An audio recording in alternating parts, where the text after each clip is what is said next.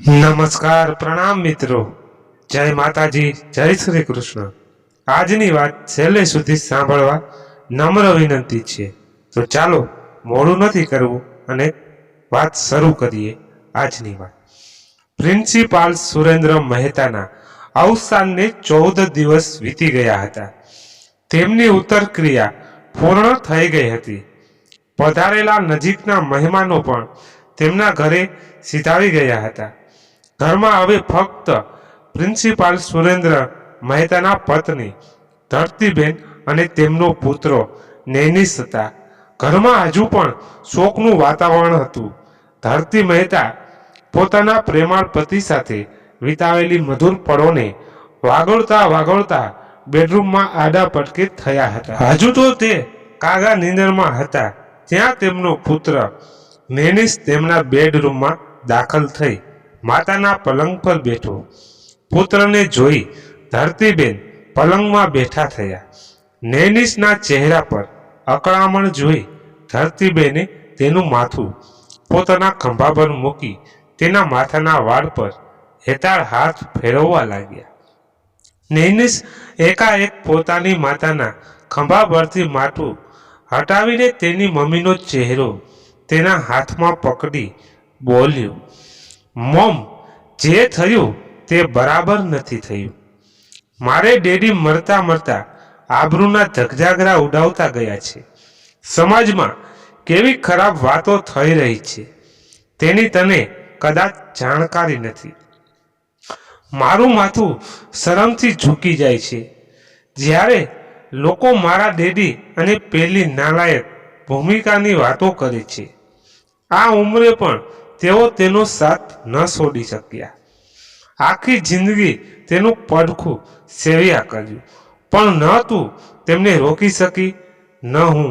છેવટે પ્રાણ છોડ્યો તેમની રખાતના ખોળામાં. છી, મને તો આવું વિચારતા પણ શરમ લાગે છે. સટાક! ધરતીબેનનો એક જોરદાર તમાચો નૈનિશના ગાલ પર પડ્યો. ધરતીબેનના 5 આંગળાની છાપ નૈનિશના ગાલ પર ઉપસી આવી હતી. તેમની આંખોમાંથી અગ્નિ વરસી રહ્યો હતો. નૈનિશ માતાનો પ્રજ્ઞાઘાત જોઈ અચંબિત થઈ ગયો. તેનો ચહેરો તમતમી ઉઠ્યો. સીટ કહી તે ઊભો થવા ગયો. ધરતીબેને ઊભા થવા જઈ રહેલા નૈનિશનો હાથ પકડી પલંગ પર બેસાડ્યો. માતાની આંખોમાંથી વહીને ગાલ સુધી આવેલા આંસુ જોઈ નૈનિશ ઢીલો પડી ગયો.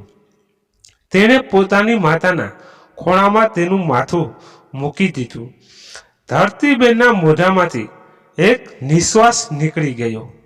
તેમણે નૈનિશના જે ગાલ પર તમાચો માર્યો હતો તેના પર એક ચુંબન કરી તે ગાલ પર હળવેથી હાથ ફેરવતા કહ્યું, બેટા, મને માફ કરી દેજે.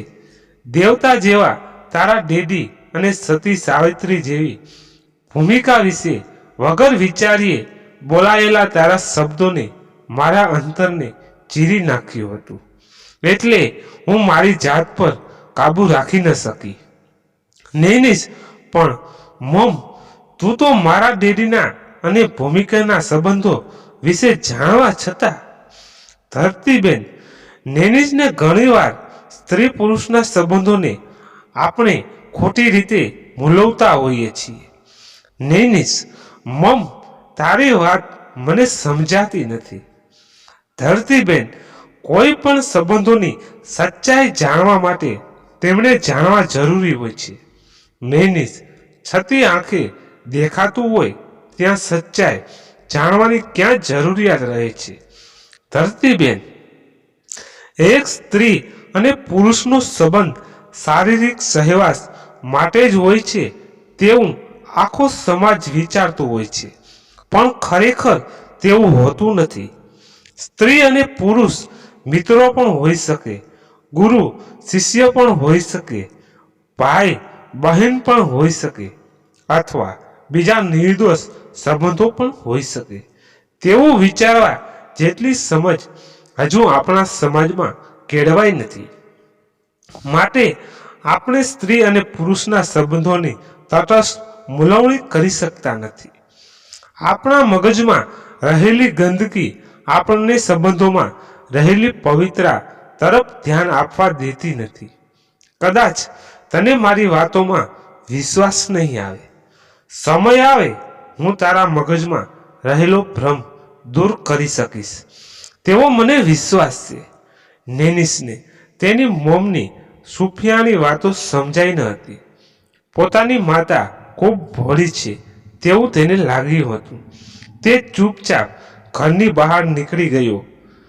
દૂર શિક્ષિત દરિયાના પાણીમાં ડૂબી રહેલા સુરત તરફ ઉદાસ નજરે તાકી રહેલા નેનિસના ખંભા પર કોઈ નાજુક હાથનો સ્પર્શ થતા નેનિસ પોતાની ગરદન ઊંચી કરી હાથ મૂકનાર તરફ નજર કરી.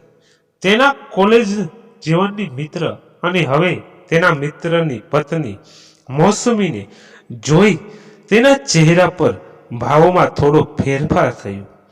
નેનિસ, મૌસમી કેમ એકલી આવી છે? પારસ બહાર ગયો છે. મૌસમી તને ઉદાસ ચહેરે બેઠેલો જોઈ પારસે વિચાર્યું કે અંકલના આમ એકાએક અવસાનથી હજુ તો દુઃખી હશે, એટલે તારો મૂડ ચેન્જ કરવા માટે તે આપણા માટે આઈસ્ક્રીમ લેવા ગયો છે. તે આવતો હશે નહીં, હું આવી જ ગયો છું કહી પારસ હાથમાં આઈસ્ક્રીમના 3 મોટા કપ લઈ દોડી આવી પહોંચ્યો. દરેકના હાથમાં એક એક કપ થમાવી તે બોલ્યો, તૂટી પડો. તે મજાકમાં થોડું લાઉડ હસ્યો. પારસની મજાકની નેનિસ પર કોઈ અસર ન થઈ. તેના ચહેરાની ઉદાસી જોઈ પારસ બોલ્યો, નેનિસ, અંકલનું આમ એકાએક ચાલ્યા જવાનું દુઃખ તને હોય તે સ્વાભાવિક છે, પણ મૃત્યુ એ એક સનાતન ઘટના છે. તેનાથી કોઈ બચી શકવાનું નથી. જીવનમાં બનતી ઘટનાઓને ખેલદિલીપૂર્વક સ્વીકારી જિંદગી જીવી લેવા સિવાય બીજો કોઈ વિકલ્પ નથી. કમોન ઉદાસી ખંખેરી નાખ. યાર, કપમાં થીજી ગયેલા આઈસ્ક્રીમમાં લાકડાની સપાટ ચમચી ખોસતા નેનિસ બોલ્યો, પારસ, પાપાના અચાનક અવસાન કરતા તેમનું અવસાન તેમની રખાતના ખોળામાં થયું તેનો મને વધારે આઘાત લાગ્યો છે. પાપાએ સમાજમાં તેમની આબરૂના ધજાગરા કર્યા છે. આખો સમાજ તેમના અવસાન પર ન સાંભળી શકાય તેવી જે વાતો કરી રહ્યા છે તે મારા માટે અસહ્ય છે. નેનિસની વાત સાંભળી પારસ અને મૌસમી થોડી વાર ચૂપ થઈ ગયા.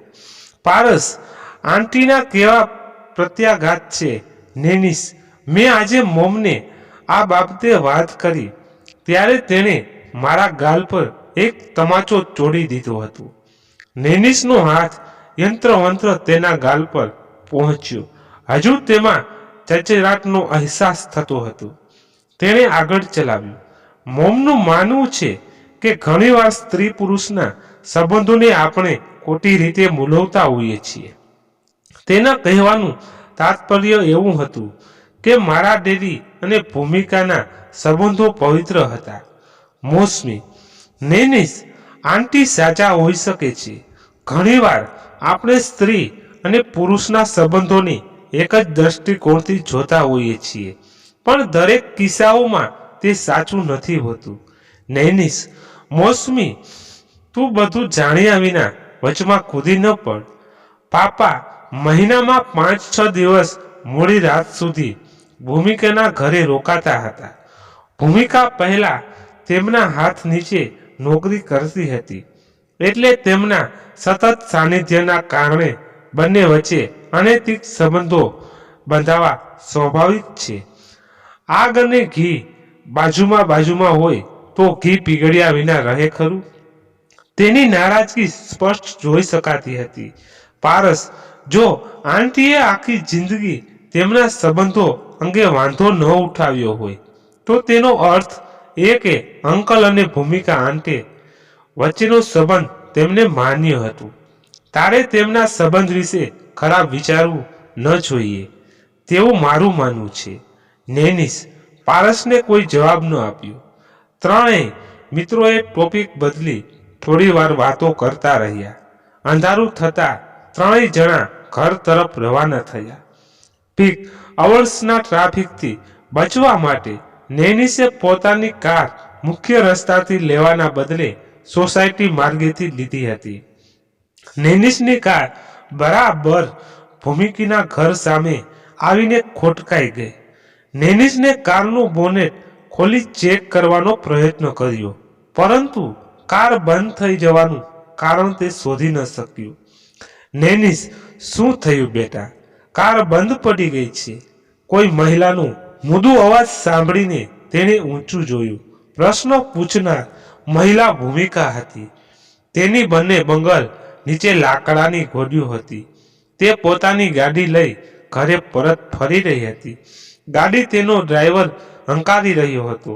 નેનિસને જોઈને તે નેનિસ પાસે આવી પહોંચી. ભૂમિકાનો ચહેરો જોઈ નેનિસના ચહેરા પર અણગમાના ભાવ ઉપસી આવ્યા. તેણે જવાબ આપવાના બદલે ગાડીનું બોનેટ જોરથી પછાડીને બંધ કરી પોતાની નારાજગી દર્શાવી. તે મોઢું ફૂલાવીને ગાડીની અંદર જઈને બેસી ગયું. ભૂમિકા નેનિસની કારના દરવાજા પાસે આવીને ઊભી રહી. તે બોલી, અત્યારે ગાડી રિપેર કરવા કોઈ કારીગર મળશે નહીં. તારી ગાડી લોક કરી અહીં રહેવા દે. મારો ડ્રાઈવર તને ઘર મૂકી જશે. નેનિસ કંઈ બોલ્યા વિના ગુસ્સા ભરી નજરે ભૂમિકાને તાકી રહ્યો. તેને ભૂમિકા પ્રત્યે ખૂબ નફરત હતી. તે સ્પષ્ટ જણાઈ આવતું હતું. તેમ છતાં ભૂમિકા વિચલિત થયા વિના આગળ બોલી, ગરમી પુષ્કળ છે, ઘરમાં આવ. પાણી પીને મારી ગાડી લઈ નીકળ જા. કાલે મારો ડ્રાઈવર તારી ગાડી રિપેર કરાવી તને પહોંચાડી જશે. નેનિસ ભૂમિકાને કંઈ જવાબ આપતો ન હતો. તેના મગજમાં હાલ દ્રઢ યુદ્ધ ચાલતું હતું. તે ભૂમિકાનું અપમાન કરવાનું વિચારી રહ્યો હતો.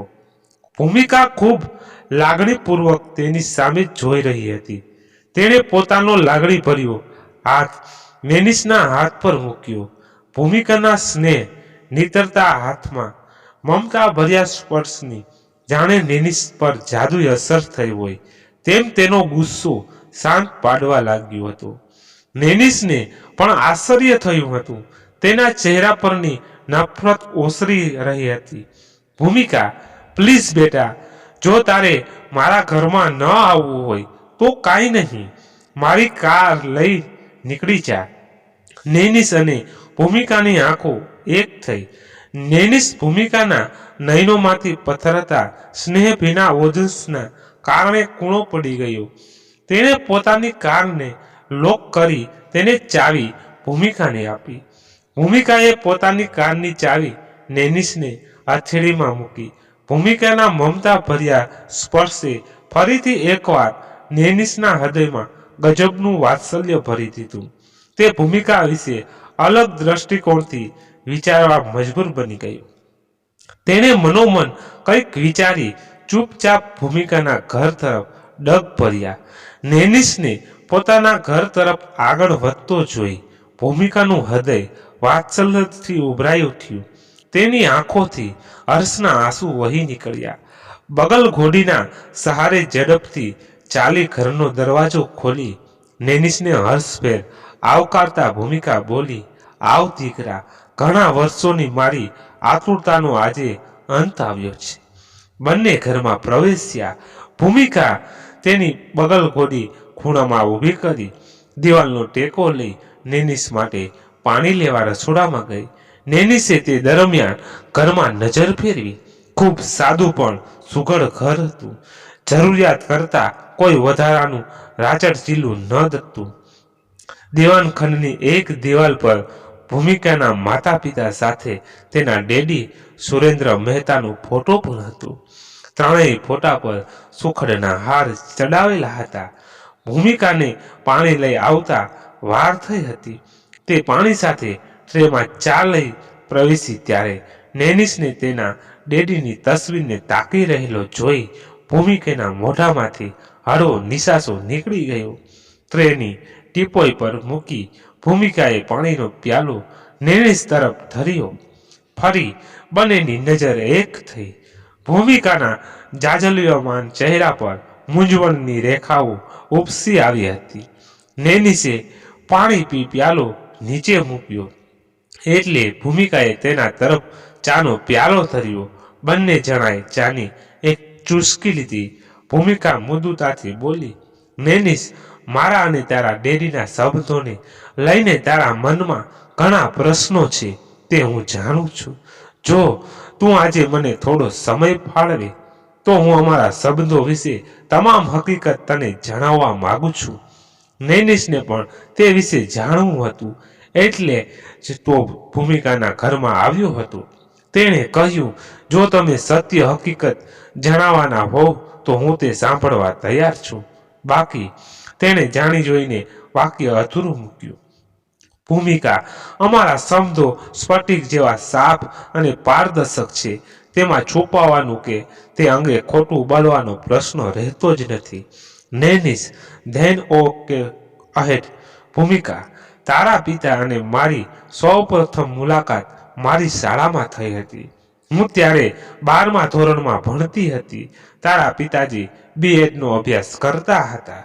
તે અને તેમની બેચના બીજા 10 વિદ્યાર્થીઓ લેસન આપવા માટે અમારે હાઈસ્કૂલમાં આવ્યા હતા. અમારી શાળામાં તેમનો 10 દિવસનો રોકાવાનો કાર્યક્રમ હતો. છેલ્લા દિવસોમાં રાત્રે સાંસ્કૃતિક કાર્યક્રમો યોજવામાં આવનાર હતા. બધા શિક્ષકો માટે રહેવા જમવાની વ્યવસ્થા શાળામાં કરવામાં આવી હતી. મારા પિતાજી અમારી હાઈસ્કૂલના પ્રિન્સિપાલ હતા. તારા પિતાજી સાથે પ્રવીણ નામના એક શિક્ષક પણ હતા. તે ખૂબ દેખાવડા અને ચંચળ હતા. તેમની ભણવાની રીત પણ મને ખૂબ સરસ હતી. વર્ગો લેતી પણ વખતે અમારી બંનેની આંખો મળી ગઈ. 2-3 દિવસના ટૂંકા પરિચયમાં હું પ્રવીણને ચાહવા લાગી. તેમણે મારા પર જાદુ કરી દીધો હતો. તે મુગ્ધાવસ્થાનો પ્રેમ હતો. હું અભૂત હોવાથી તેમની વાતોમાં આવી ગઈ હતી. હું રોજ રાત્રે છુપાઈને પ્રવીણને મળવા શાળામાં આવી જતી હતી. તેમણે મારી મુગ્ધાવસ્થાના ભોળપણનો લાભ ઉઠાવવાનું નક્કી કર્યું હતું. એક રાત્રે હું પ્રવીણને મળવા શાળામાં આવી. તે દિવસે તેમણે મારા અબૂટ શરીરને અભડાવવાનું કાવતરું કર્યું હતું. તારા પિતાજીને તેની ખબર પડી ગઈ હતી. તારા પિતાજીએ તે રાત્રે પ્રવીણને એકલા ન પડવા દીધા એટલે હું બચી ગઈ. પ્રવીણે મને પામવા માટે મને ભગાડી જવાનો કારસો રચ્યો. તેમણે મને પરણાવવાનું વચન આપ્યું હતું. હું તેમની સાથે ભાગી જવા તૈયાર થઈ ગઈ હતી. અમે સાંસ્કૃતિક કાર્યક્રમના છેલ્લા દિવસે ભાગી જવાનું નક્કી કર્યું હતું. તારા પિતાજીને તે વાતની ગંધ આવી ગઈ હતી. તેઓ તે સાંજે મારા ઘરે આવ્યા અને મારા બાપુજી સાથે ખાનગી મુલાકાત કરી. અમે તે રાત્રે ભાગી જવાના છીએ માટે સાવચેત રહેવાની મારા પિતાજીને જાણ કરી રવાના થઈ ગયા હતા. પહેલા તો મારા પિતાજી તે વાત માનવા તૈયાર ન હતા. તેમણે મારી બેગ ખોલીને જોઈ. મેં ભાગવાની તૈયારી રૂપે તેમાં ભરેલા મારા કપડાં, મારે મમ્મીના દાગીના અને રોકડા રૂપિયા જોયા એટલે તેમને તારા પિતાજીની વાત પર વિશ્વાસ બેઠો. મહેતા સાહેબે મારા પિતાજીને મારી મુગ્ધાવસ્થાની ભૂલને માફ કરી દેવા અને મને કોઈ શિક્ષા ન કરવા વિનંતી કરી હતી.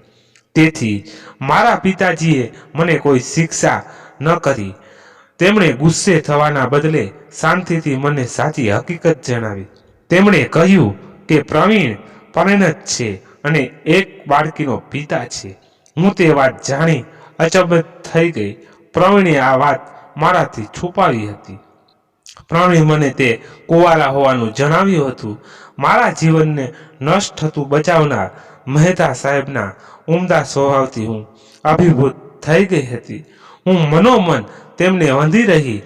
મારા માતા પિતા તારા પિતાજીના સંસ્કારોથી પ્રભાવિત થયા હતા.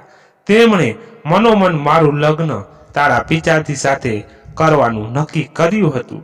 તેથી મારા પિતાજીએ તારા પિતાજીને તેમની શાળામાં નોકરી આપવાની ઓફર કરી, પરંતુ તેમને પ્રોફેસર થવું હતું એટલે તેમણે શિક્ષણની નોકરી ન સ્વીકારી. મારા પિતાજીએ તેમને સમક્ષ મારા લગ્નનું માગું નાખ્યું, પરંતુ તારા પિતાજીએ અને તારી માતા ભૂમિકાબેન એકબીજાને નાનપણથી પ્રેમ કરતા હતા, એટલે તેમણે ક્ષિપ્રતાથી મારી સાથે લગ્નની ના પાડી દીધી. પ્રવીણની કરતૂત અને તારા પિતાજીની મારી સાથે લગ્ન કરવાની ના પાડવાની મને બેવડો આઘાત લાગ્યો હતો. હું અજાણતા ધીરે ધીરે માનસિક રોગનો શિકાર થઈ રહી હતી. મારો અભ્યાસ ચાલુ હતો, પણ મને પુરુષો પ્રત્યે છુપી ધૂણા હતી. હું દરેક પુરુષને દગાબાજ માનવા લાગી હતી. હું માનસિક રોગનો શિકાર થઈ રહી છું તેનો મને બિલકુલ ખ્યાલ ન હતો. હું સાયકોલોજીના વિષય સાથે એમએડનો અભ્યાસ પૂરો કરી તારા પિતાજીની કોલેજમાં લેક્ચર તરીકે જોડાઈ હતી. મારી સુંદરતાના કારણે પુરુષોને આકર્ષવામાં હું સફળ રહેતી હતી. જ્યારે કોઈ પુરુષ મારી ખૂબ નજીક પહોંચી જાય ત્યારે હું તેનું અપમાન કરી તેને મારાથી દૂર કરી નાખતી હતી અને નવો શિકાર શોધવા લાગતી હતી. મને પુરુષોને તડપાવવા અને તરસાવવામાં માનસિક સંતોષ થતો હતો. આ મારો માનસિક વિકાર હતો. મારા પિતાજીને દરેક પ્રેમાળ પિતાની જેમ મારું લગ્ન કરાવી મને જીવનમાં સુખી જોવાની ખેવના હતી. તેમણે એક કુલીન કુટુંબમાં માલદાર યુવક સાથે મારો વ્યવસાય કરી મારા લગ્નની તૈયારી કરી દીધી. તે યુવક મને ખૂબ ચાહતો હતો. આખરે લગ્નનો દિવસ આવી પહોંચ્યો. મહેમાનો આવી ગયા હતા. તારા પિતાજી અન્ય સ્ટાફ સાથે લગ્નમાં હાજર હતા. જાન માંડવે આવી પહોંચી હતી. ગોર મહારાજે કન્યા પધરાવવાનું કહ્યું ત્યારે મારી સખીઓ મને લગ્ન ચોરીમાં લઈ આવી. મેં ચોરીના મંગળ ફેરા માટે બેસવાના બદલે બધા મહેમાનો વચ્ચે તે યુવક સાથે લગ્ન કરવાની ના પાડી દીધી. મારી વાત સાંભળી મહેમાનો વચ્ચે સોપો પડી ગયો. જાનૈયાઓ સ્તનબંધ થઈ ગયા. યુવકના પિતાએ મને લગ્ન ન કરવાનું કારણ પૂછ્યું. હું મારી મરજી કહી મારા રૂમમાં ચાલી ગઈ. મારા માતા પિતા અને મારા નજીકના સંબંધીઓએ મને સમજાવવાની ખૂબ કોશિશ કરી, પણ હું એકની બે ના થઈ. છેવટે જાન લીલા તોરણે પાછી ફરી. મને ખૂબ જ આનંદ થયો. એક પુરુષની માનહાનિ કરવાનો પાછી માનસિક પરિતોષ મેળવી હું મારી જાતને ધન્ય થયેલી માનવા લાગી. મારા મા બાપ મારા આ કૃત્યથી ખૂબ વિચલિત થયા હતા. તેમણે મારી સાથે વાતચીત કરવાનું બંધ કરી દીધું હતું.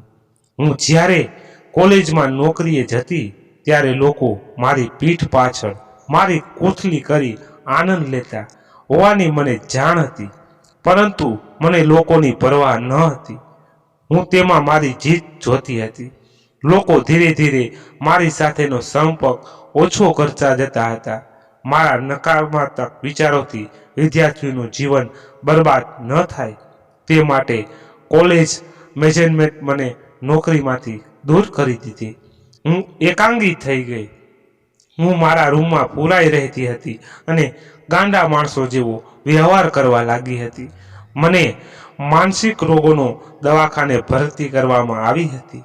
ત્યાં મને ઇલેક્ટ્રિક શોક આપવામાં આવતા હતા. હું દવાખાનેથી કંટાળી ગઈ હતી. મારે દવાખાનેથી ભાગી જવું હતું, પરંતુ મારા માતા પિતાજીનો સતત ચોકી પહેરો રહેતો હોવાથી હું તેમ કરી શકતી ન હતી. એક દિવસે મારા માતા પિતા કોઈ અગત્યના સામાજિક કામે બહાર ગામ ગયા હતા. મેં તે દિવસે દવાખાનાથી ભાગવાની કોશિશ કરી. દવાખાનાના કર્મચારીઓ મને પકડવા મારી પાછળ દોડ્યા. હું તેમનાથી બચવા ઝડપથી દોડી રોડ પર આવી ગઈ. હું સામેની આવતી એક ગાડીને અથડાઈ ગઈ. ગાડીના આગળના બંને વ્હીલ મારા બંને પગ પર ચઢી ગયા હતા. તે ગાડી તારા પિતાજીની હતી. હું બેહોશ થઈ ગઈ. મારા પિતાજીને મારા અકસ્માતના ખબર મળતા તે ઘરે પાછા આવતા હતા ત્યારે ચિંતામાં તેમનાથી ગાડી ચલાવવામાં ગફલત થઈ ગઈ. તેઓ એક ટ્રક સાથે અથડાઈ ગયા. તે અકસ્માતમાં મારા માતા પિતા બંનેનું અવસાન થઈ ગયું. હું હોશમાં આવી ત્યારે મારો એક પગ કાપી નાખવામાં આવ્યો હતો. મારા માતા પિતાનું મૃત્યુ થયું હોવાના સમાચાર જાણી હું ઊંડા આઘાતમાં સરી પડી. હું સ્વસ્થ થઈ ઘરે પાછી ફરી ત્યાર સુધી તારા માતા પિતાએ મારી ખૂબ કાળજી લીધી હતી. હું તેમની આસિંગણ બની ગઈ. મને લાગ્યું કે એક નિર્દોષ પુરુષ સાથે લગ્ન ન કરી તેમનું કરેલ અપમાનનો બદલો ભગવાને મારા અને મારા માતા પિતાના અકસ્માતથી આપ્યો છે. મને હવે તે બાબતે ખૂબ અફસોસ થતો હતો. અકસ્માત પછી મારો જિંદગી જીવવાનો અભિગમ બદલાઈ ગયો હતો. હું જીવનમાં બનતી તમામ ઘટનાઓને હકારાત્મક દ્રષ્ટિકોણથી જોતી થઈ હતી. મેં લોકોને નકારાત્મક જીવન જીવવાનો અભિગમ બદલાવવા માટે પ્રેરણા આપતા પુસ્તકો લખવાનું કાર્ય શરૂ કર્યું.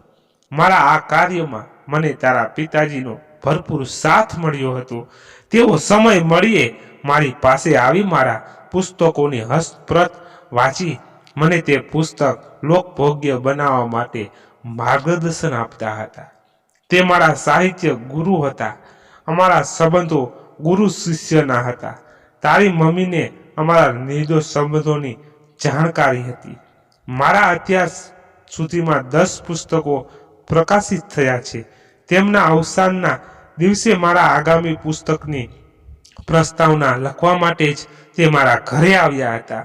તું જાણતો હોઈશ કે તારા પિતા હૃદય રોગથી પીડાતા હતા. તેમને એકાએક હૃદય રોગનો હુમલો આવ્યો હતો. ડોક્ટર આવે તે દરમિયાન તેમની પીડા ઓછી કરવા માટે મારા ખોળામાં તેમને સુવડાવી હું તેમની છાતી પર બામ ઘસતી હતી. ત્યારે તેમનું પ્રાણ પંખી ઉડી ગયું હતું. તેમના આત્મનો દેહ ત્યાગ મારા ખોળામાં થવાની ઘટનાનો લોકોએ મનગમતો અર્થ કર્યો હતો. આટલી વાત કરતા ભૂમાકીના થાક લાગ્યો હતો. તેમણે પોતાની આંખો બંધ કરી દીધી હતી. તેમની આંખોના ખૂણા ભીના થઈ ગયા હતા. નેનિશના મનમાં રહેલી તમામ શંકાઓ દૂર થઈ ગઈ હતી. તેણે ભૂમિકાના હાથ પર હળવું ચુંબન કરી તેમની વિદાય લીધી. નેનિશને ઘરે જઈ આખી ઘટના તેની મમ ધરતીબેનને જણાવી. તેમની માફી માંગી. નેનિશની વાત શાંત ચિત્તે સાંભળી ધરતીબેન બોલ્યા, બેટા, ભૂમિકાએ તને હજી આખી વાત જણાવી નથી. એક અગત્યની ઘટના તેણે તારાથી છુપાવી છે.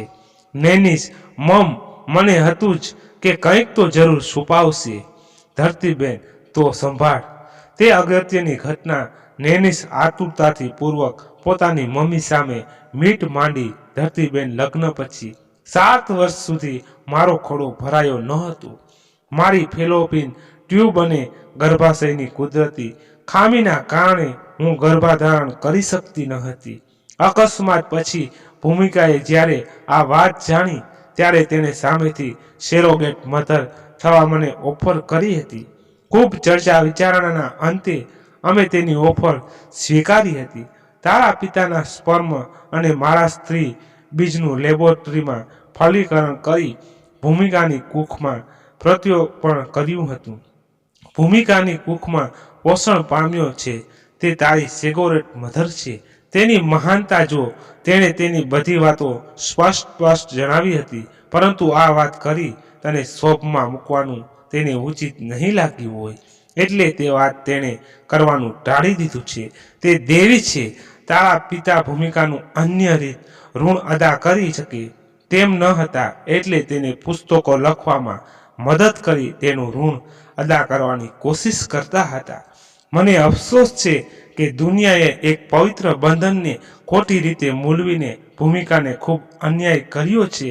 ધરતીબેન વાત સાંભળી નેનિશને સ્પંદન થઈ ગયું. તેને સમજતા વાર ન લાગી કે ભૂમિકાના હાથના સ્પર્શથી તે કેમ પરવશ થઈ ગયો હતો. એક મહાન ત્યાગ કરનાર સ્ત્રીના ચરિત્ર વિશે ખોટી ધારણા બાંધી તેને નફરત કરવા માટે નેનિશને પારવાર અફસોસ થયો. તેના પ્રાયશ્ચિત રૂપે પોતાની મોમના ખોળામાં માથું મૂકી તે ધ્રુસકે રડી પડ્યું. મિત્રો, આજની વાત અહીંયા જ પૂર્ણ કરીએ છીએ.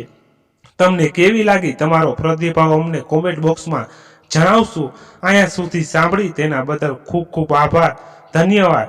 તમને પસંદ આવ્યું હોય તો એક લાઈક કરી દેજો અને તમારા અન્ય મિત્રો સાથે શેર કરી દેજો અને આવી નવી કહાની સાંભળવા માંગતા હોય તો અમારી ચેનલને સબસ્ક્રાઈબ કરી લેજો. તો ચાલો ફરી મળીએ એક નવી વાત સાથે. ત્યાં સુધી બધા મસ્ત રહો. જય માતાજી, જય દ્વારકાધીશ, હર હર મહાદેવ મહાદેવ, જય શ્રી રામ.